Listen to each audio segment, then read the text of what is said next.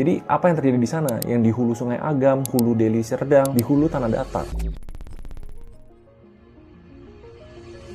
Sebelum kita cari pelaku yang kontribusi ke brutalitas bencana Sumatera, kita harus bedah dulu sainsnya. Kalian harus ngerti. Kenapa hujan ekstrim siklon Senyar kemarin bisa bikin banjir bandang alias Galodo? Ini singkat banget. Di ilmu hidrologi ada istilah namanya runoff coefficient. Intinya seberapa banyak air hujan yang lari di atas tanah dibanding meresap ke dalam tanah. Nah, naturalnya hutan hujan tropis Sumatera yang asli, koefisiennya itu cuma 0,1 sampai 0,2. Artinya, kalau hujannya 100 liter, cuma 10 liter yang ke sungai, 90 liternya tuh diserap di spons hutan itu. Tapi kalau sekarang kita lihat kebun sawit atau tanah tambang, koefisiennya bisa sampai 0,9. Jadi kalau hujan 100 liter, yang lari ke sungai itu 90 liter. Jadi kalau hutannya hilang, debit air yang masuk sungai itu naik 9 kali lipat. Jadi sungai mana yang sanggup ngampung? Padahal kita tahu Sumatera itu pertama memang sering hujan, kedua rentan jeblos, dan ditambah kalau ada kerusakan, yang turun airnya bukan bening tapi lumpur dengan berat jenis tinggi. Kenapa destruktif sampai ada batu segede Avanza ikut turun? Karena tenaga dorong airnya itu sampai 9 kali lipat. Nah, jadi kan